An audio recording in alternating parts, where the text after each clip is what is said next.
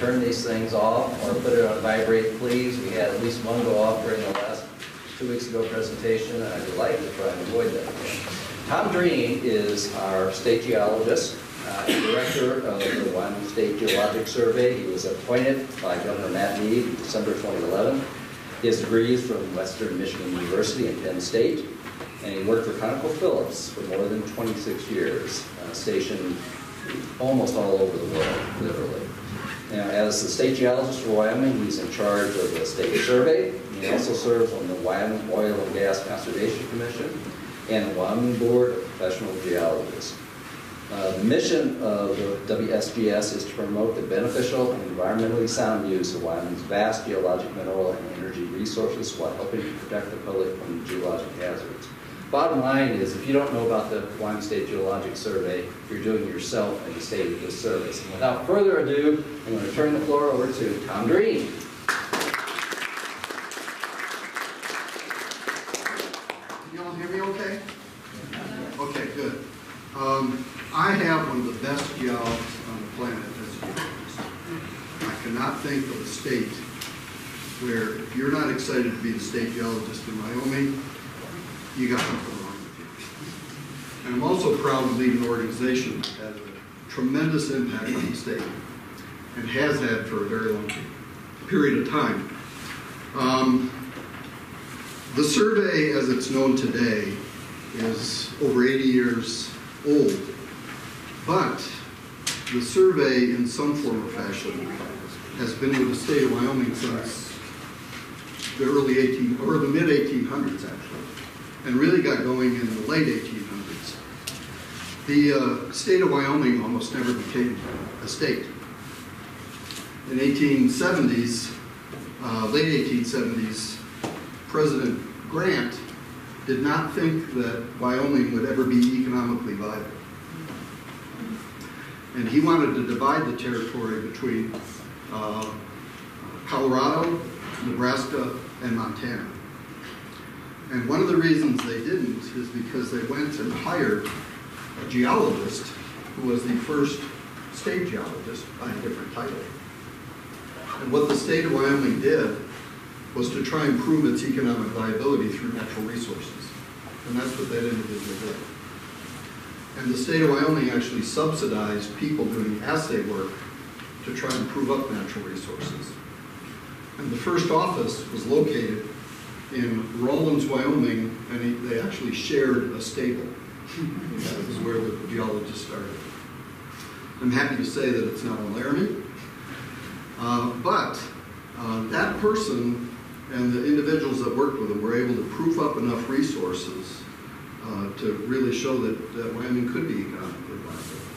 And we all know today that I would guess Colorado or Nebraska or Montana would be thrilled to have the resources that Wyoming produces. Okay, there's our mission. I'm not going to repeat it. It's a little broader than this now in that there's a couple of areas that have expanded for the survey. And two of the areas I'll talk about is one is geotourism. It's probably one of the most underappreciated areas that we contribute to, but there is a tremendous amount of people who visit the state of Wyoming that are interested in the geology, and that's just not geologists. And they come here specifically to see the geology and to bring their families. We spend a lot of time providing information to them in a way that they would understand. So our mission's expanded beyond that. Our budget is, as you can see there, about $2.3 million per year. And that's not a lot of money when you see what we contribute at the end of the day. And that is a staff of 21 people. And that's all in expenses. We went through a budget reduction just like the rest of the state has. We had to give up 2 positions this year. And just a few years ago, we actually had 31 people in our organization. So we've gone from 31 to 21. So we have been affected by the state budget reductions just like all the agencies have. And I'll talk a little bit later on about some of the areas that we just can't focus on right now just because we just don't have the resources. Okay, you can see our areas of resources we have to have. One of the things that takes up a lot of time is this right here, because even though you'd think we'd be a purely scientific organization, the reality is we have a lot of administrative responsibilities, not only to the state of Wyoming, but actually to the federal government. Most of the mineral resource reports you see that come from the USGS actually come from the Wyoming State Geological Survey that we then provide to the USGS that then publishes it. So we do a lot of resource evaluation for it. Okay, these are our 4 main areas. We have 2 managers that manage these areas. They're broken up into hazards and water is under one manager, and minerals and energy is under another. These contribute actually significantly to the state of Wyoming revenue-wise. Therefore, it's very important for us to keep up with this. One of the responsibilities that I have is I'm a member of the Consensus Revenue Estimating Group for the state of Wyoming. So a lot of the information that comes from the Geological Survey goes into future revenue forecasting for the state. And so we forecast future oil production, coal production, all the resource production, and then we also estimate prices, et cetera, that then go into the budget forecast. That is done in a very confidential way, and it is done independent of the legislature, although I will say that at times the legislature tries to influence it. Okay, but in reality, they do. Okay, so that's the areas we focus on. A snapshot of what we've accomplished, and you can see there the number of publications and maps, etc. A lot of our material now is available on the website. Whereas 5 or 6 years ago, if you wanted a report, you pretty much needed to order it, and there was a cost associated with it. Almost all of our reports now are downloadable, and you can go to our website and access them. That includes our maps, etc. It's free if you download it, of course. And it's in a format or fashion that if you wish, you could print portions of it out. If you want a printed report, you can contact us and we would provide that to you, but of course we have to charge you for that cost of printing.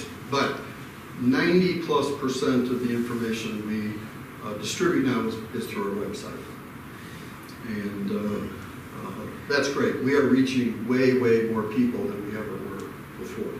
We now have thousands of downloads of our reports, whereas before we may have tens of people that would go ahead and order it. Okay, and also this is we find a lot of schools actually has access to a lot of this material for development of lesson plans or et cetera throughout the years. Okay, some of the current projects we have, I saw someone's going to talk about detrital zircons there, and they're probably going to talk about age dating. One of the things that's very hard to get information out, or has been, is age dating across the state. And we are now putting together an interactive map that you can go to our website and pull it up, and it will show you all the age dates we have across the state. And there are age dates that are from the USGS, from the Wyoming Geological Survey, and from the University of Wyoming. And you'll see when that comes up in the next few weeks that it'll really put a lot of age date information at people's fingertips. And we find that there's a lot of people who are just curious as to how many billions of years something old may be. And it's very important if you're trying to distinguish different formations, the age. We're putting together a mines and minerals interactive map, which is the first time that'll be put together. And that will allow you to go into our website, pull up where all the historic and the current mines are in the state of Wyoming.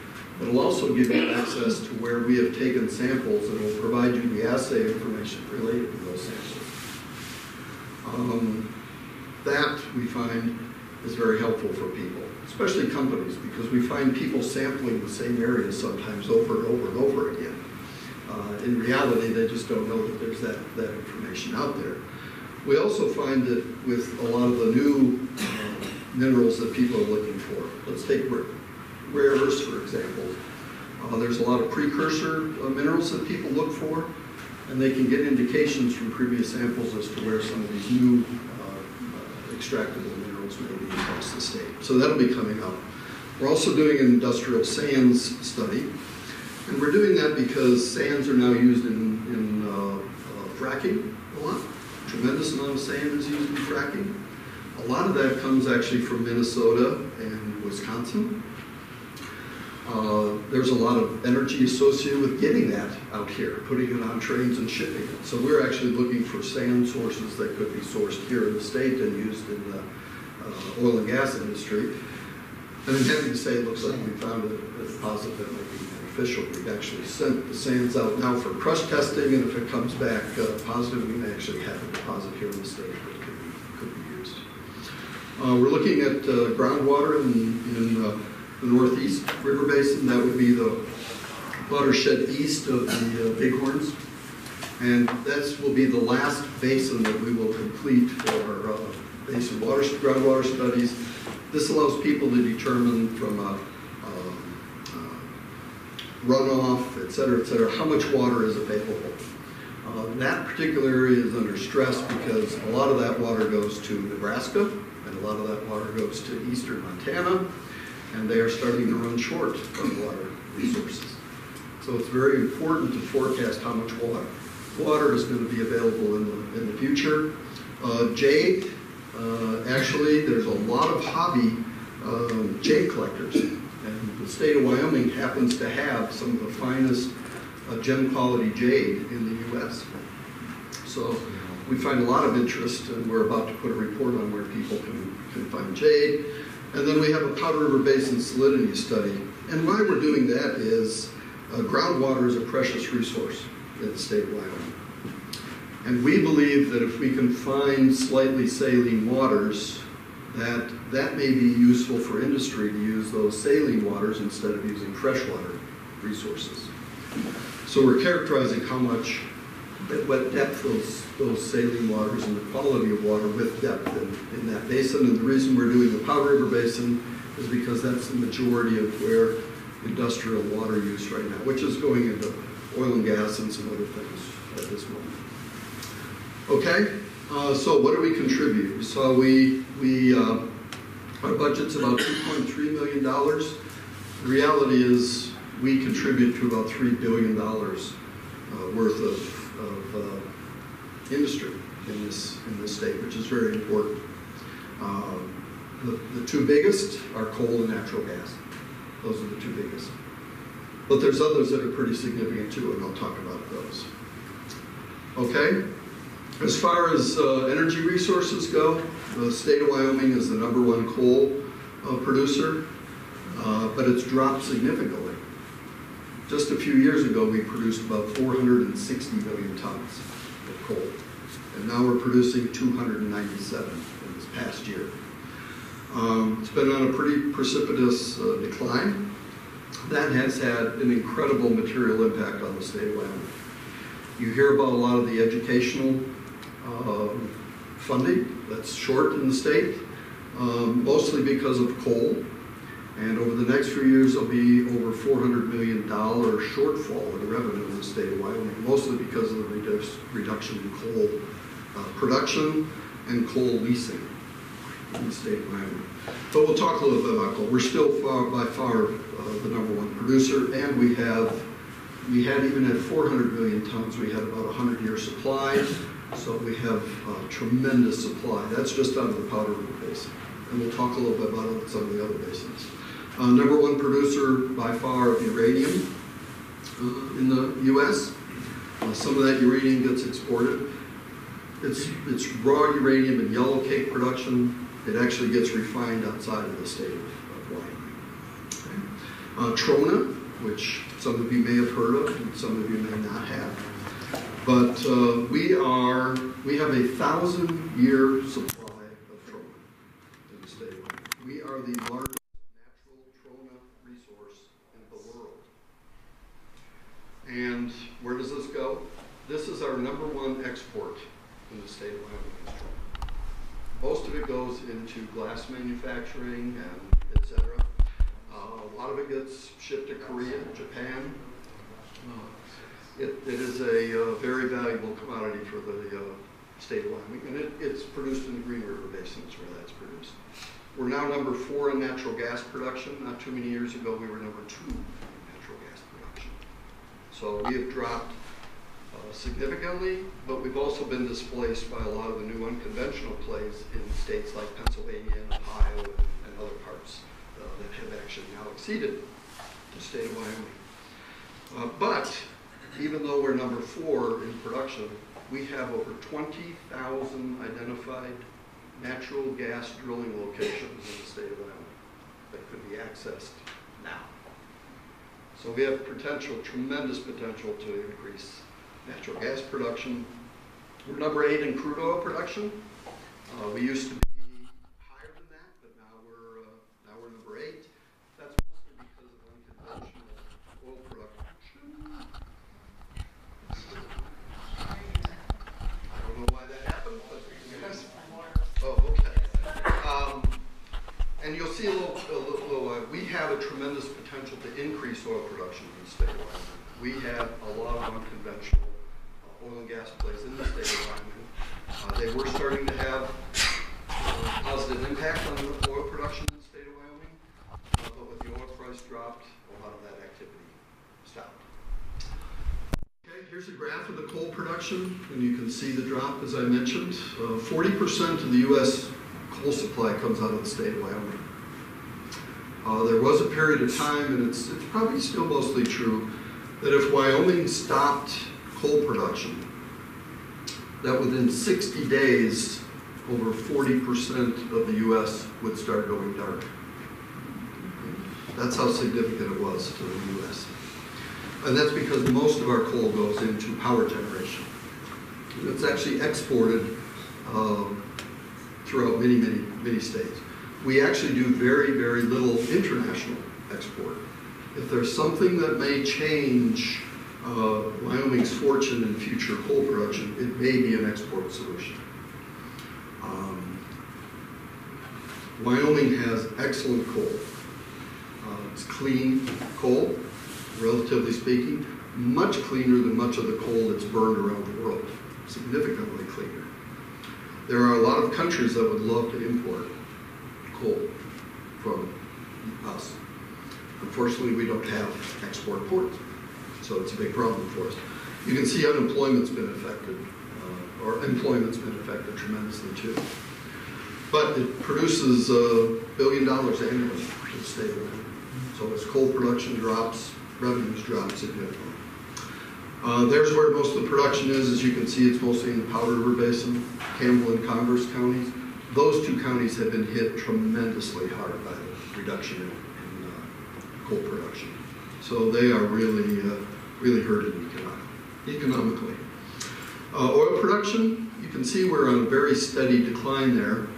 And then the unconventional plays took off, and you can see we were actually increasing our oil production significantly. And it was actually reaching points it hadn't for 20 years. We are several years behind some of the other states. But to put it in perspective, when the state of Texas started to really get into their unconventional resources, within 5 years the state of Texas increased their oil production 1 million barrels a day. North Dakota used to produce half of what Wyoming produces. And then North Dakota got up to approximately 1 million barrels of oil production per day from unconventionals. And I'm happy to report that the state of Wyoming has many, many unconventional plays that probably will get developed in the future. The greatest number of drilling permits that are being filed in the state of Wyoming, well over 90% now of them, are in these new unconventional plays. And they are situated around not too far from Cheyenne and in the Powder River Basin. That's where they're being developed, but they actually spill over into some of the other basins as well. And that's one of our tasks is identifying those. Okay. Gas production, you can see we were on a very steady increase. And then we went into decrease. That wasn't because of availability resource, that's because much of the marketplace that we served is now being served by some of these plays like the Utica and the Marcellus and some of these other gas plays you've heard in the eastern U.S. That has actually pushed a lot of Wyoming gas out of serving the Midwestern markets. We are also at a bit of disadvantage in that it takes most of the oil and gas development in Texas and the eastern states is on private land. Most of the development in the state of Wyoming is on public land. To give you an example, for a new play in Pennsylvania to get going, it takes about 2 years, maybe 3 years. We have some plays in the state of Wyoming, very large plays, that are on their 11th year waiting for approval from the federal government. We cannot get the permit approvals. So it has put the state of Wyoming at a huge disadvantage. If you're a company and you want to invest money and you can get a return on that money in 2 or 3 years by investing in state A versus waiting 11 years for a return on investment in state B, I don't blame them for going to state A. So it's a real issue. And it's a balancing act for us. And that's why we deal, and I deal, a tremendous amount with the federal government. Because about 70% of our minerals are owned by the federal government. We help manage them, and it's a resource that the state benefits from, but it's really, we're affected by that tremendously. And that's affected gas production. We have an interactive oil and gas map now, and the benefit of this is you can go on our website, you can pull up an area, you can see all the wells, you can click on an individual well, you can see who drilled it, you can see how deep it was drilled, you can see where it's producing from, you can see where the field boundaries are. You can pull up layers, you can see where pipelines are, you can see where gas plants are. I would encourage you to go on here if you have an interest in that type of thing. It'll show you where permits are. But before, we used to sell paper copies of this map. And of course, you almost needed a spotting scope to see the detail on the map, where here you can pull it up for your individual area. It's downloaded a lot. A lot of people now will actually download a portion of it, take that to Kinko's and print off a copy of the area that they're most interested in. It's actually a cheaper option than asking us to do it for you. We will do it for you, but it's not the cheapest option you would have. Okay. Uranium, as I said, largest resource. We have the most active mines. As you can see, we have 6 active mines. We have several that are permitted. And we have many that are in the, we know the resources there, and they're just starting the permitting process. We could supply vast quantities of uranium. One of the things, and it's kind of an oddity, it's a good thing, but it's hurt our industry, is that we did, when the Soviet Union collapsed, one of the agreements we had with the Soviet Union was that we would actually take some of their uranium resource, and a lot of it was weapons grade uranium, and we took that uranium resource into the U.S. and used it and downgraded it into fuel grade uranium. Well, the effect of that was that it actually reduced demand for uranium resource here in the States, so it actually hurt our mining industry. I mean, it's a really good thing that we took all that weapons grade uranium off and away and converted it into a useful, less dangerous product, but it had a knock-on effect. It is just now that we're working through that more abundant resource and stockpile that's been out there. Unfortunately, right when the industry was starting to increase, Fukushima took place in Japan. A lot of our uranium resource was actually exported to Japan, and that cut also into our demand for uranium. But the good news is, when and if the uranium industry picks up, Wyoming is very well situated for that. Okay, Some of our publications, we looked at groundwater response to coal bed methane. When you produce coal bed methane, which is a very large producer in the state of Wyoming in the Powder River Basin, you have to drop the groundwater level in order to do that. You produce a tremendous amount of water. One of the questions that came up is how fast would that water resource come back? And we've done a study of that. It will continue to. The bottom line is it's going to take a long time for that groundwater to recover, a very long period of time. Okay, you can look at, we have a uranium publication. The NCRDS is what I was mentioning before. We do the resource evaluation. In this particular case, it's coal. We do that for the USGS, and then we feed that into their database. It's a grant we receive. It's on a 5-year rolling basis, and then we put resources out there and look at a tremendous amount of data to make that calculation.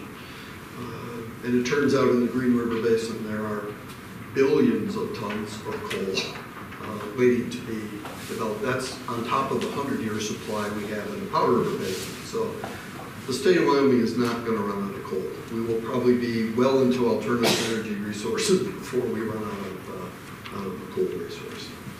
Okay, we're doing energy resource for the greater Green River Basin.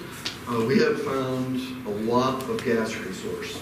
So not only do we have 20,000 well locations that could be drilled on our current gas resource, we have found an area down in here where it looks like there's several trillion cubic feet of natural gas that has not been developed. So tremendous resource yet to be developed natural gas-wise. It's a bit of a trade-off, actually. The #1 displacement of coal in the United States, regulation has had some impact, no doubt, but the reality is it's availability of gas that has displaced coal as a resource. It's cleaner burning, it's more efficient, and the good news is as coal gets displaced, we have a gas resource that could help displace that coal. Okay, and one of the formations you may hear more about is this Fort Union Formation, which is a very complex formation, very, very complex series of sandstones and shales. This may be an area, and it looks promising for an unconventional type of development, and we're looking at that. Okay. Some of the new energy projects, we're looking at uranium resource study for Gas Hills. We know we have a lot of uranium, but it's actually been debated for a long time how that uranium got placed in the ore bodies.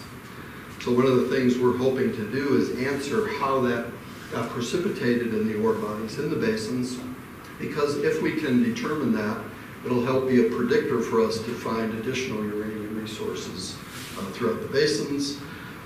This wet gas study is what I mentioned before, which looks like, and wet gas means it has a lot of liquids with it, liquid hydrocarbons.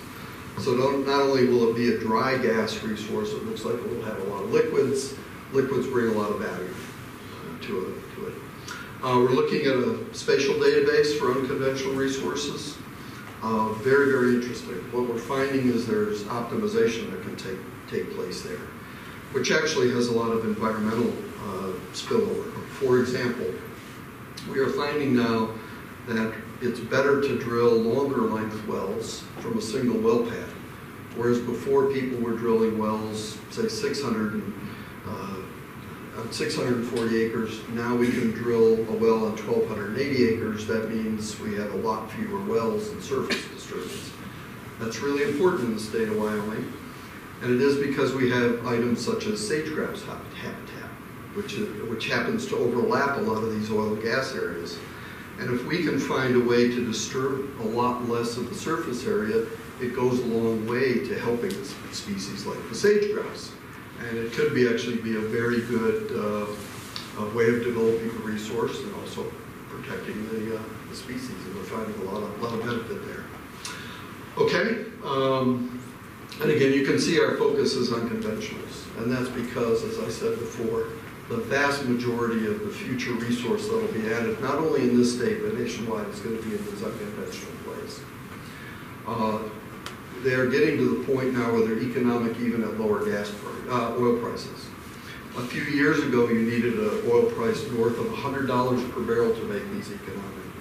Now, through efficiencies and effectiveness, we are finding that now you can have acceptable economics at $40 barrel oil or $50 barrel oil.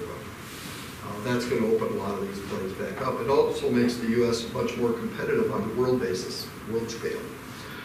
That's why you're seeing U.S. oil production increasing significantly and our oil imports decreasing significantly. It has a lot of strategic value for the country and the state of Wyoming. You hear a lot about energy. You don't hear a lot about other industrial minerals, but Wyoming produces a lot of industrial minerals. Bentonite, I don't know how many of you know what bentonite is. It is probably one of the most useful clays that is out there. It expands as it adds liquid. If you have a cat and you buy kitty litter, you are buying bentonite. Okay? They line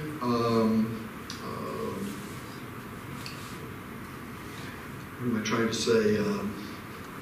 Waste disposal sites. They'll line them beforehand with bentonite because it absorbs the liquid and it protects fluids from getting into the groundwater. It's used there. It's used in a lot of cosmetic products, and it's used in the drilling industry, not only for oil and gas, but for water wells. Very, very useful product. And we talked a little bit about trone, but we produce all of these commodities. That gives you an idea how much we produce there. And you can see that there's approximately 4,000 people in the state of Wyoming whose livelihood and families depend on these as resources, as an extraction. Therefore, they don't get the press and you don't hear a lot about them. But we at the survey spend a lot of time on those.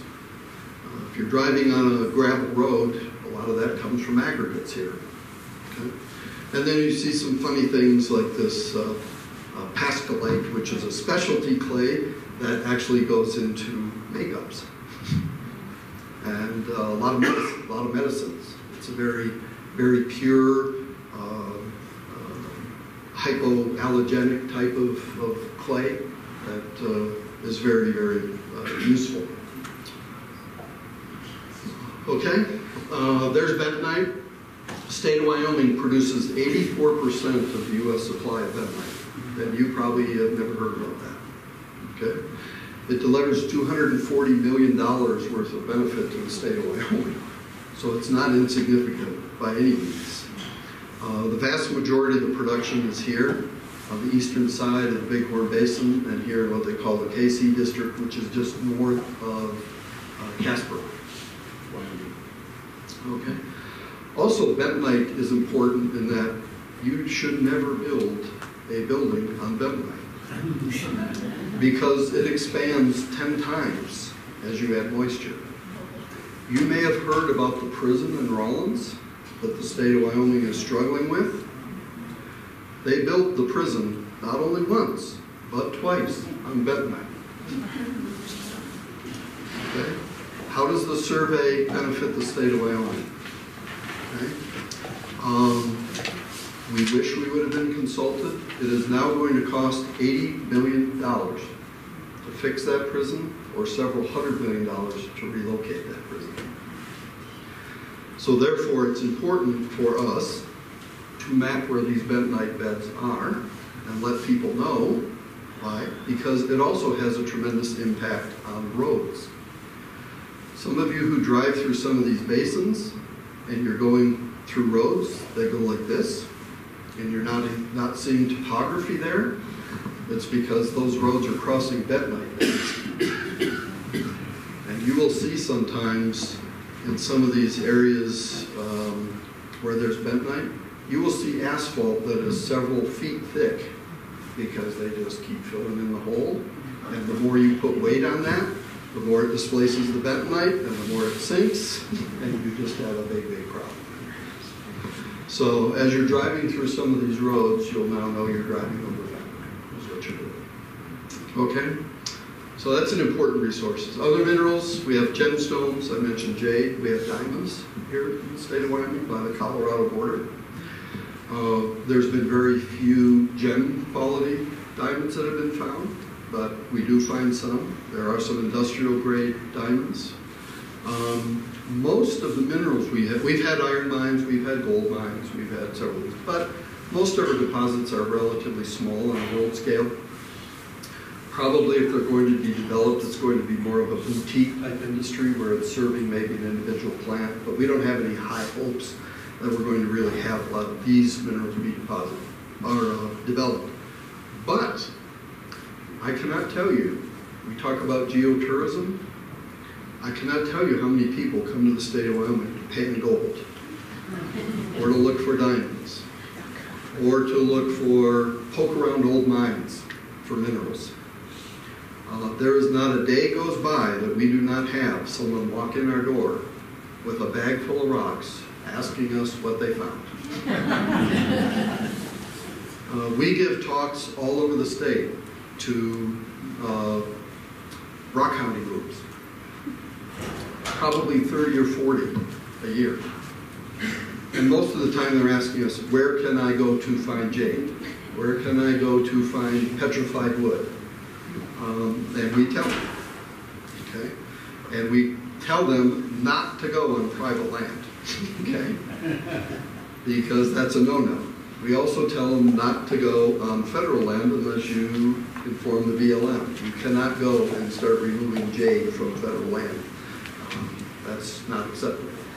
But we can tell them where to access pits and what have you. I talk about geotourism, and it sounds funny, but this is millions and millions of dollars to the state of Wyoming. People staying in hotels, people going to restaurants, people doing whatever. It is tremendous. Discovery Channel, we should send them a fruit basket.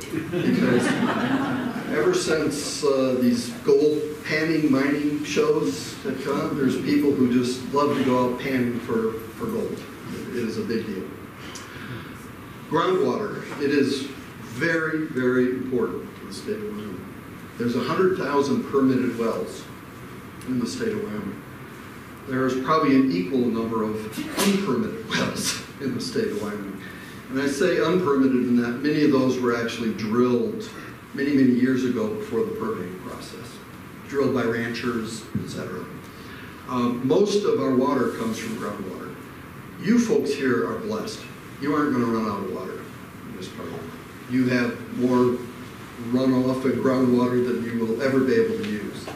You are the exception to the rule in the state of Wyoming.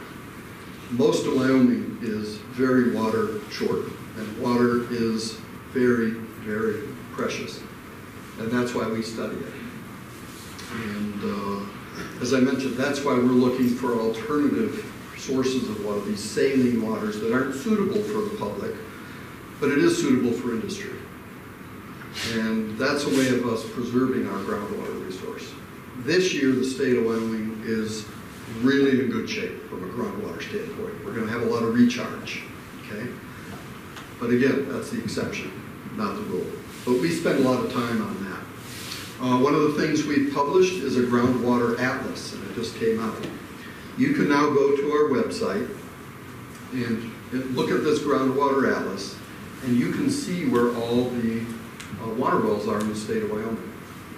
So if you're curious in this particular area where the water wells are, and whether they're municipal water wells or whether they are individual water wells, you can take a look at this and it'll tell you that. One of the other important information that is on there, and one of the questions we get all the time is, how deep do I have to drill to hit water? We have recorded on all these wells the depth at which water was intersected.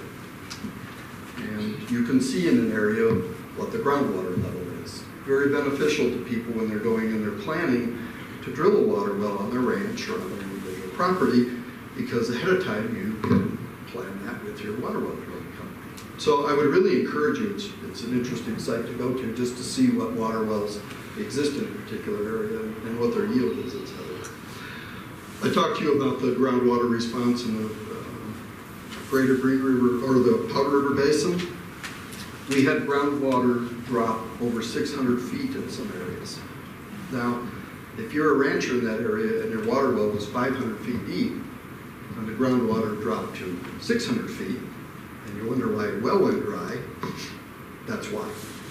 And that's why it's very important for them to understand how fast that's going to rebound. And that's why we provide that information for them.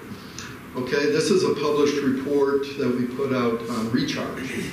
And it shows you how much recharge is going into an area. As you can see, you're in that nice bluish, purpley area. That means you got a whole bunch of recharge. And what it is, and this is, you can see it when you look around.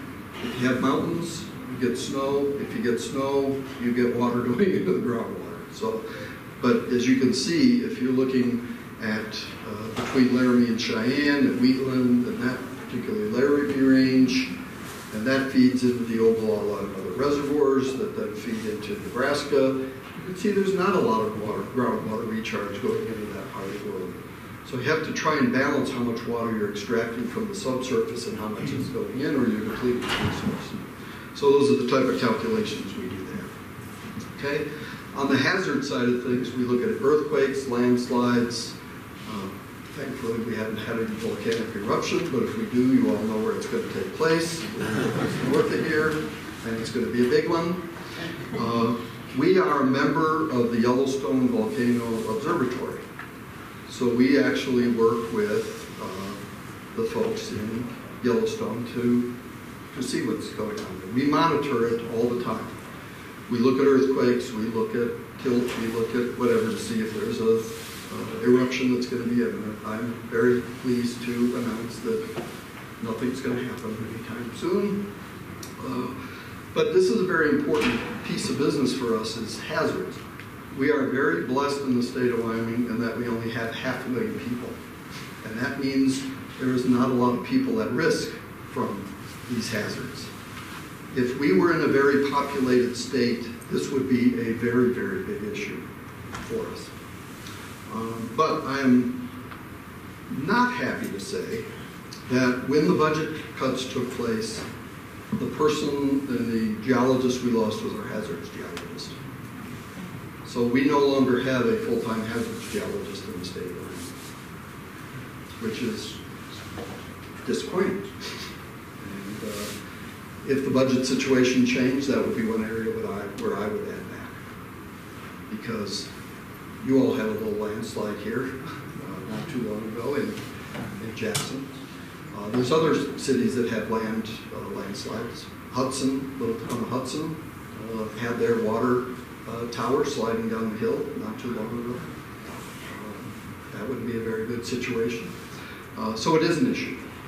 All you have to do is drive down the Hoback Canyon or some of these areas, and you understand how quickly you could be isolated here by a road being cut by a landslide. Not only a snowslide, but a landslide. Okay. Mapping. I have a lot of slides on mapping. I'm not going to do it. Why is mapping important? Well, we do a lot of these maps because you can see the rocks on the surface, you can't see the rocks in the subsurface. And many times we have companies that are interested to see what the formations look like and how they would behave by looking at it on the surface. I mentioned to you bentonite and how important that is, or where they located the prison. We will map areas and say, here's where bentonite beds are. Here's what's on the surface. Okay. We do anywhere from 4 to 7 maps a year. This particular year, we spent 167 days in the field. As a geologist, our office is in the field. There's not a lot of geology sometimes you can do in the office. So we have to get out in the field to have a look. We learn things all the time. Sometimes we'll see something in the field in one area that we realize would have an impact on another, and we have to go back and take a look at that. Most of our mapping is funded by the federal government. And we have what we call a state map program. And it is 50% funded by the federal government and 50% by the state of Wyoming. So, and that funding comes out of the USGS is where that funding comes. It used to be the USGS used to send a lot of people out to maps in these areas. Not as much anymore. So what we will do is send in proposals to them on areas that we jointly feel are beneficial to be mapped, not only for the state of Wyoming, but nationally. And we'll put in proposals, and then we'll get feedback from them, and then we will map an area. We also jointly map some areas where we'll use some of their resources and expertise to come out. So we do a lot of mapping. You may, from time to, in fact, we had people mapping not too far from here this past summer out in the Elk Refuge, because you have some very recent faulting that is taking place, and we saw some fault scarps going through the valley here, and we wanted to understand when those faults last were active, because it could have an impact on this particular area, earthquake, etc. Okay, that just shows you where we're planning on mapping in 2017. Right there, most of it's not. In fact, none of it's in this particular area.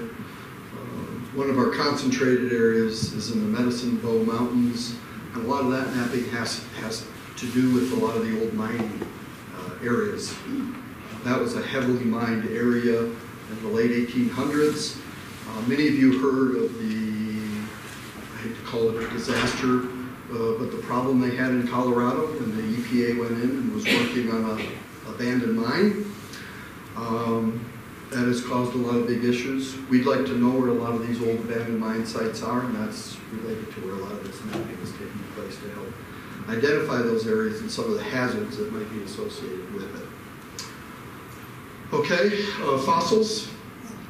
We do work on fossils, and one of the things we're right in the process of doing now is one of the things we've seen is there's a bit of a disjointed effort going on in the state. So one of the things we want to do is bring groups together. So we are actually going to form a committee of people who have expertise in this area. A lot of it's going to be made up of folks that are associated with the museums here in the state. Because there's always a question when a fossil comes in, what happens to it? Where does it go? If it's on state lands, the state of Wyoming owns that. It's a rare species.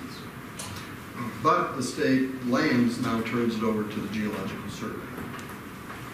And then we have it prepped, or we send it out to be prepped. And we also see what needs to be done. We also now broadcast it to a larger community because we don't have the expertise there. But we will find there maybe Chicago Museum of Natural History or Smithsonian or some other group actually has some experts in a certain area, and we'll reach out to them to help us, because the last thing we want to do is destroy a very valuable species or a very valuable fossil, and you can do that if you don't prep it properly. But we have a vault, and we have a repository where actually the originals are stored. Most of the fossils you see in the museum are actually replicas, because the original is actually too valuable to have it there. So that's the type of thing we do on fossils. We do a lot of public outreach too. There's something called Earth Science Day we do a lot of activities around. We do fossil loans, we do mineral loans. Let's say that a group, school project or a library or whatever, sometimes they'll want to display certain rocks. Or we just had the 50th anniversary of the state rock. We had the first anniversary of Nigia, which is that little fish fossil we showed. Well, there were places around the state that wanted to celebrate that, and we would loan them samples for a period of time for them to display it to the public. We get a lot of talks to schools. We actually lead school field trips for folks. Usually we need advance notice, but let's say somebody wants to go out in the field, take their students, and they want to show them a certain thing, like a suite of various rocks. Everybody wants to learn about igneous and metamorphic and sedimentary, and we'll take them out in the field and actually show them those different types of rocks. And the kids like getting out in the field anyways and getting an idea what a geologist does out in the field. This year, we actually did a program, and we filmed a session with the Discovery Channel. And there was a landslide up in the Bighorn Basin. You may have heard of it. was called the gash and the gap and the crack, and it had a lot of different words. But it was a very unique slide, very large slide that caught the attention of a lot of people, including the Discovery Channel. And we went out there with them and filmed a half-hour show on that particular slide. How it formed, why it formed, and then they used it as an example of landslide mechanisms and explained for the general public. So you may actually see that at some point on the Discovery Channel. You may see myself and a few other geologists out in the field tramping around. Of course, they try to get us to say goofy things because that's better for television, and we tried to resist. A couple of them wanted us to prove that this slide was a precursor for Yellowstone blowing up. They tried their best, but we just didn't bite on that one. So, anyways, we do that type of thing. We do a lot of social media also. And we have calls. I would say there's hardly a day goes by that we don't get calls from people about trying to explain a geologic phenomenon. Some of them are, what's the best way to put it, disturbing calls. We've had everything from people who believe they have found the lost relic of an alien civilization that was in Wyoming. I guess that's possible, but when we found out it was next to a railroad and it was an old clinker that came off a steam engine years ago, that kind of blew that theory up. But we get a lot of calls from folks, and we're happy to answer them. And actually, if you ever have a question, please give us a call. We're happy to talk to folks. We're happy to have people bring samples in. Usually, once a month, somebody believes they've made the greatest gold discovery in North America. It turns out not to be quite so, but it's still really nice to talk to the folks. Okay, geotourism. We're going to have a story map on our website where you can click on things as a geotourist and get information and find out about it.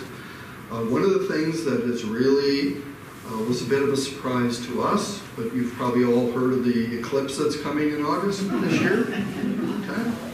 Well, there's a lot of people who want to know the geology along the path of the eclipse. And for some reason, and we haven't found out yet, have you all heard of Hell's Half Acre? Yes. Okay. There's going to be a lot of people at Hell's Half Acre watching the eclipse. And they want to know the geology surrounding that. And we're going to tell them, and we're going to put it out. So what we also realize is there's a lot of people who are not only coming to the state of Wyoming to see the eclipse, and they're doing that because, we have 300 days a year of sunshine. They're more likely to see the eclipse in Wyoming than they are in some other states that don't have that many clear days. But many of them are scientists, and many of them are curious about the geology that they're going to see when they're coming to follow the eclipse. So we're actually providing a little geo-tour along the eclipse path so that people who want to see the eclipse can also look at the geology along the way. And it's actually quite popular with folks. So you'll go to our website, you can see that. Okay, so I hope that gives you a feel for some of the things we do. It's a pretty broad variety, and I would be thrilled to answer any of your questions.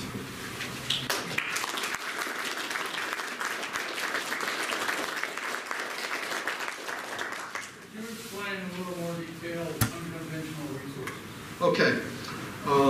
Unconventional resources is, most of them are, it's oil and gas that comes from rock formations that traditionally have not produced hydrocarbons in economic quantities. And a lot of what you hear now is horizontal drilling. And horizontal drilling across the country is essentially synonymous with unconventional resources. It's kind of a misnomer now. because across the country, over 90% of the drilling is in these unconventional. So what's unconventional now is actually the old traditional drilling, the current horizontal drilling, et cetera, and these very tight, very low porosity rocks is what people are going after. There was listed that you were working on a map, a surface map or something like that in the Jackson area. Right, and that was the, we were looking at the fault scarps. In fact, we just handed over our findings to the USGS, and you'll probably see some of that. Don't worry, there's not going to be an earthquake here anytime soon based on the work we saw. But it is interesting to see some of this. We may also do some trenching next year, where we're actually going to cut a trench across some of these faults, and that'll give us an idea of perhaps how many times they've displaced, probably associated with. Be sure to invite us to those trenching parties, would you? It's actually very hard for us to get permission to get one or two individuals. We're not sure if they're going to give us permission to trench across the elk refuge, but we will see. Yes, sir. Do you coordinate with your neighbor agencies? The reason I asked that is I was over at Driggs the other day and I noticed a large new building that said Geotourism Center on it. Are you familiar with that? I am not. Okay, well this is right on Main Street in Driggs, brand new building. It's very nice looking. And also they're talking about a groundwater recharge project in Idaho. Are you familiar with that? I'm not. Okay. Okay. With our fellow states, we get together about once a year. Okay. There's not a lot of exchange between the states, actually, unless it's a bordering, like a border issue, and then we will. Driggs is not that far away. Yeah, I know. Well, it isn't, but sadly, I think we could collaborate more, but we don't. Yeah. And we each get our own state's funding, and actually, by statute, we are very limited on what we can do because we're spending state funds. It all has to be focused on the state of Wyoming. So therefore, I mean, yes, sometimes we'd like to step across the border, but we can't spend money, believe it or not, in another state. But at least tell them what you're doing, and they can tell you what they're doing, and maybe something they should. And we do exchange in some areas. We have it on groundwater, and I had not heard of the Geotourism Center over there, so I don't know where they are. And I went past the building, this would look like Geotourism Center. I'm sure it's as big a thing in Idaho as it is in Wyoming. And I'm pleased to hear that, actually. That's really good. I think the more the general public gets exposed to geology and understands geology, I think the better appreciation they have for how important it is to our world and each of our livelihoods and well-being, everything from the crops we grow, the water we drink, the resources we benefit from. So I think probably everything you touch in this room is related to geology in one form or fashion.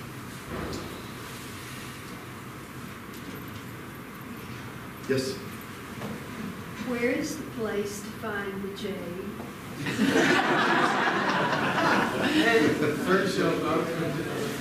You won't be able to see in detail, but for the most part, have you heard of the Granite Mountains? Jeffrey City, you know that? Booming city of Jeffrey City? Okay. So think of the south side of the Wind River Basin. Think of, I'm trying to think, the Green Mountains. Have you heard of those? Anyways, what happened was there's nephritic rocks that are actually in the mountains, and where you find the jade is it actually eroded off of there and got deposited in outwash, gravel deposits in the outwash from the mountains south of there. So actually you can pick the jade up. You have to have a really good eye. It doesn't look like cut jade. It does not look like the nice pieces. Usually it's a really gnarly, kind of darkish, piece of rock. So you actually need someone to go out with you who would recognize it. Once you see it 3 or 4 times, you'd say, ah. I'm sad to say that most of the big boulders have now been removed. An interesting story, many cowboys subsidized their income back in the 1800s by collecting jade. And they actually took the jade to the West Coast during winter and would sell it. And they sold it to a lot of Chinese merchants in California. So a lot of actually jade pieces you see, carved jade pieces from China, are actually Wyoming jade. But it's kind of an interesting story how the cowboys would do that, because they'd be out there with the herds, they got to recognize what jade looked like, and they could pick it up and haul it off. So anyway, that's the primary area. It's kind of in the middle of nowhere. Lady in the back row, go ahead. Next question. Yes. You mentioned water recharge for ranching and such. I wondered what a long time was. 50 years, 100 years? Well, you know, if you're a rancher, a year is pending. But some of these areas, some of these regions, it's going to be 40, 50 years before the water recharges back to its original level. But it could be a year in some areas.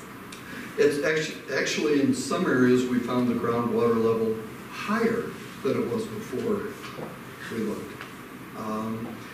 And it varies, and the reason it varies is how well connected are those water reservoirs to the recharge area. So let's say it's a very fractured up area where the water would percolate very easily into the ground and move very easily, that would recharge quickly. But if it's in an area that doesn't have a lot of that connection to the mountains, it can take a very, very long period of time for it to seep into the ground. We have some groundwater in the center of the Wind River Basin that is over 10,000 years old. And it took 10,000 years for it to get from the mountains, and it was a very wet period of time then. That was during the age of glaciation. So they had a higher recharge, but the rocks are so tight in that area, it took 10,000 years for it to migrate down into the basin. And the problem is there, you realize if you're depleting that groundwater resource, it's going to take a long time before that gets replenished. And that's why it's important to know, because if you can drill your well in an area where it's going to recharge in a short period of time, well, that's not a bad area to be extracting water from. You're not going to be necessarily hurting the groundwater level there. But in one of these other areas, yeah, you could be doing damage for a very, very long period of time.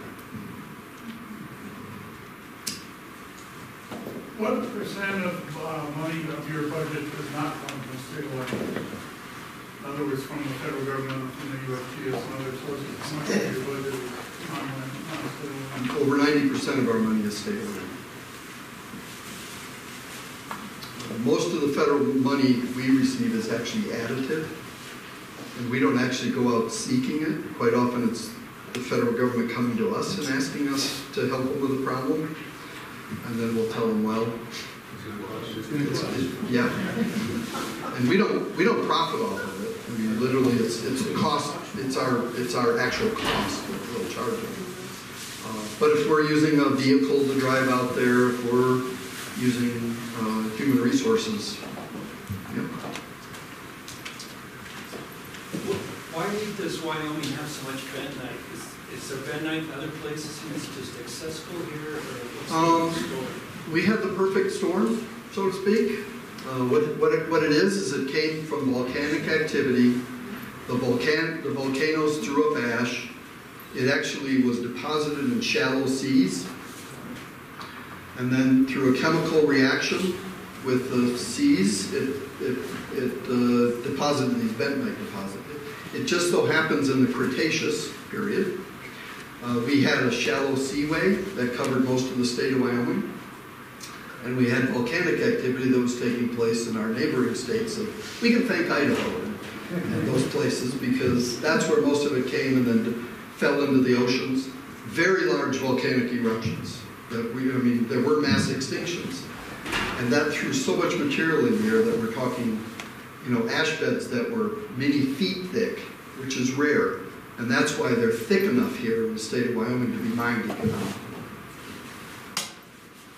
Two questions. I know David Glove did a lot of mapping in this area, and I was under the impression, or been told in the past, that a number of his sheets in Teton County have not yet been really printed yet. They're still in pencil form in that state. What is the status of the detailed mapping, pretty much in Teton County?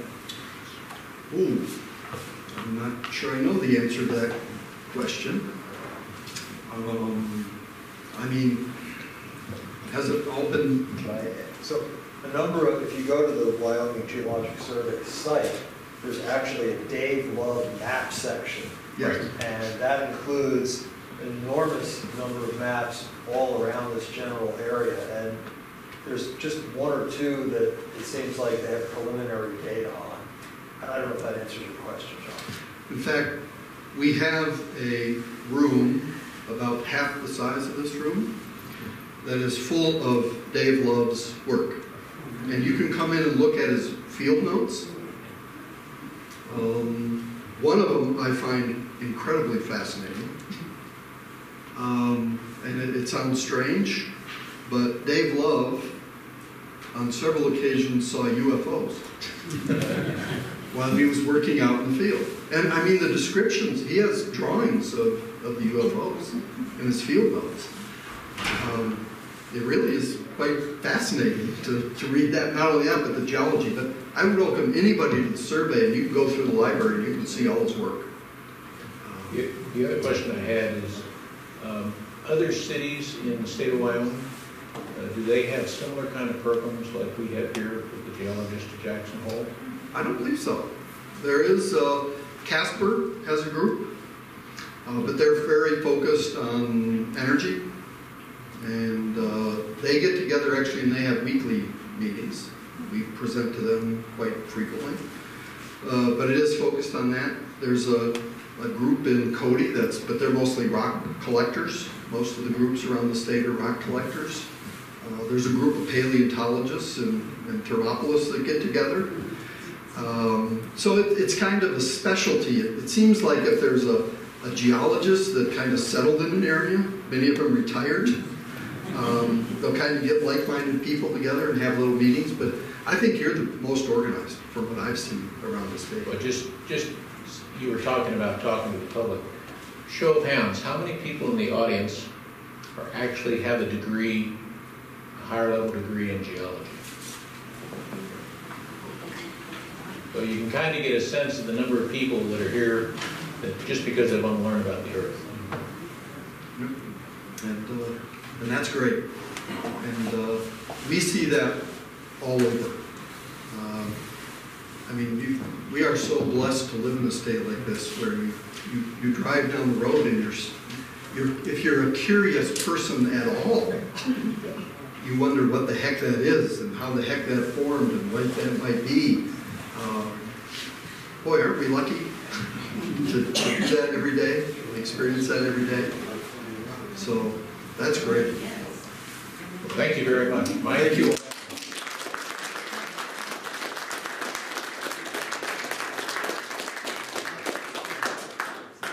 Before we break up and move the chairs, these chairs that way, these chairs the other direction, tomorrow's lunch program will be very good.